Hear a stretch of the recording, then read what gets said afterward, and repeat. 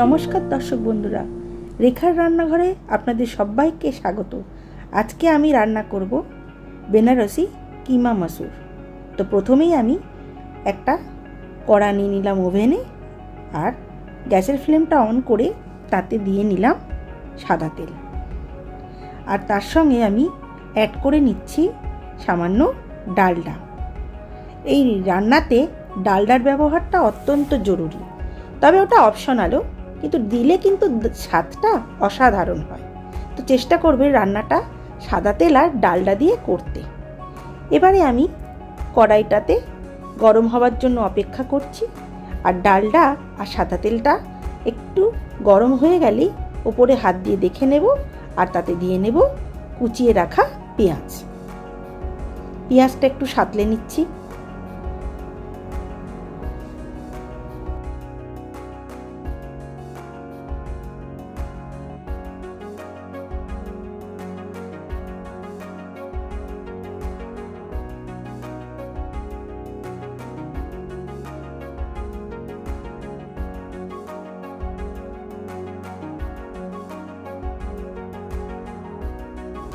পেঁয়াজটা দেখুন ভাজা ভাজা হয়ে গেছে।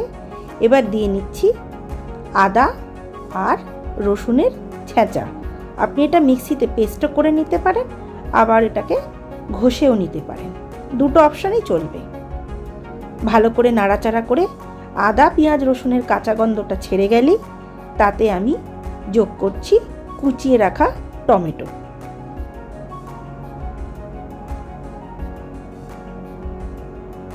খুব ঝিরিঝিরি করে কেটে নিয়েছি, যাতে টমেটোগুলো রান্না হতে হতে নরম হয়ে গলে যায়।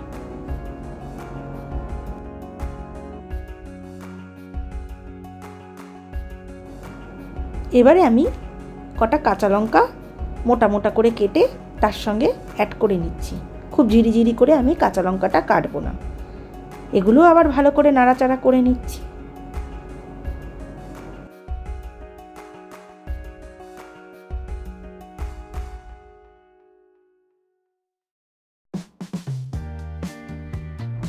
একটু নরম আঁচ দেখে একটা ঢাকা দিয়ে নিচ্ছি, যাতে আদা পেঁয়াজ রসুনটা একটু নরম হয়ে যায় আর ভাজা ভাজা হয়ে যায়।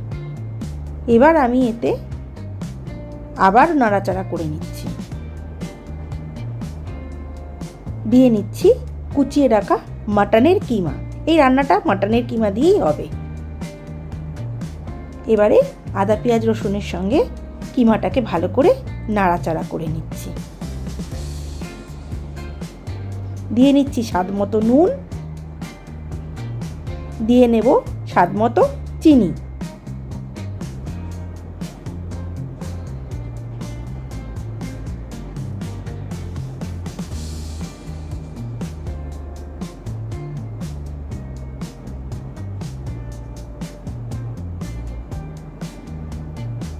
দিচ্ছি আমি হলুদের গুঁড়ো, 1 চামচ হলুদের গুঁড়ো দিচ্ছি।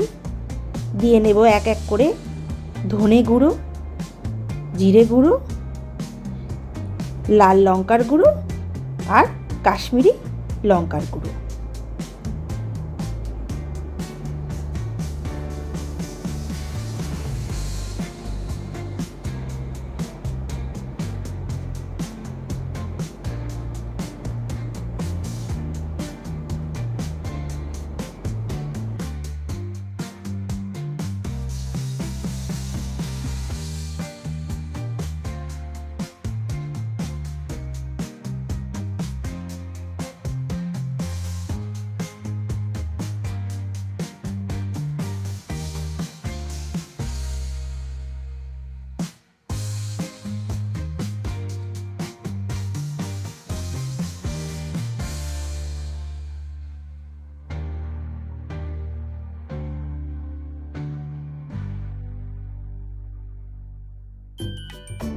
আর আমি দিয়ে নিচ্ছি শাহি গরম মশলা অথবা গরম মশলা।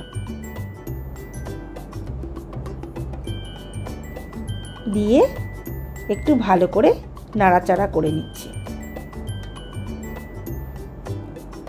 আবারও ঢাকা দিয়ে নিচ্ছি, যাতে মাটনের কিমাটা নরম হয়ে যায় আর সেদ্ধ হয়ে যায়। দেখুন কি সুন্দর ওপর থেকে একটা তেল বেরিয়ে এসছে। এইবারে দিচ্ছি আমি কালো মসুরির ডাল।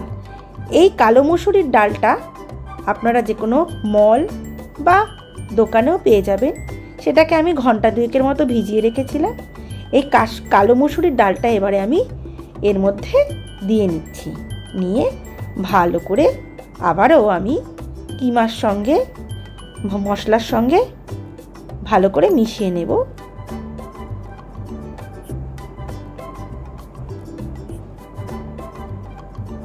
একটা অপূর্ব স্বাদ। এভাবে কি আপনারা কখনো রান্না করেছেন? তো তাহলে একবার অবশ্যই ট্রাই করে দেখবেন কেমন লাগে খেতে। আমাকে কিন্তু জানাতে ভুলবেন না। তো আমি এবারে আবারও ঢাকা দিয়ে নিচ্ছি। 5-10 মিনিট বাদে ঢাকাটা আবারও খুলে নেব। মসুরির ডালটা দেখুন কি সুন্দর মশলার সঙ্গে মিশে গেছে। এবার দিয়ে নিচ্ছি আমি উষ্ণ গরম জল, যাতে ডাল কিমা মশলা সব সুন্দরভাবে সেদ্ধ হয়ে যায়। ওপর থেকে আমি ছড়িয়ে নিচ্ছি কাসুরি মেথি।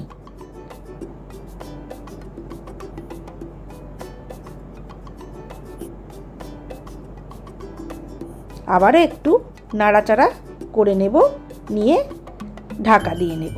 তো দর্শক বন্ধুরা, কে কোথা থেকে আমার রান্নাটি দেখছেন অবশ্যই আমাকে জানাতে ভুলবেন না। আর কেমন খেতে হয়েছে রান্না করে খেয়ে অবশ্যই আমাকে কমেন্টে জানাবেন। আর কোন বন্ধুরা কোথা থেকে দেখছেন রান্নাটা সেটাও কিন্তু কমেন্টে জানাবেন। দেখুন মোটামুটি ডালটা সেদ্ধ হয়ে গেলে, কিমাটা সেদ্ধ হয়ে গেলে আর একটু মাখা মাখা হয়ে গেলেই তার উপরে দিয়ে নেবেন ওপর থেকে ধনেপাতা কুচি। জাস্ট ফাটাফাটি রুটি, পরোটা, নান দারুণ জাস্ট জমে যাবে। আর নতুন একটি ইউনিক রেসিপি আজকে আপনারা রান্না করে খেতেও পারবেন। তো দর্শক বন্ধুরা, কেমন হয়েছে আজকে আমার রান্না কিমা মসুর?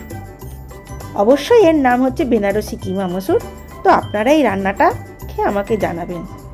আর আপনারা সবাই খুব ভালো থাকুন, সুস্থ থাকুন। এভাবেই রেখার রান্নাঘরের পাশে থেকে চ্যানেলটিকে সাবস্ক্রাইব করুন, লাইক কমেন্ট শেয়ার করুন এবং আপনাদের বন্ধুদের সঙ্গে আমার রান্নাটা শেয়ার করে অবশ্যই আমাকে জানাবেন যে আজকের এই রান্নাটা আপনাদের কেমন লাগলো। খুব ভালো থাকবেন বন্ধুরা। নমস্কার।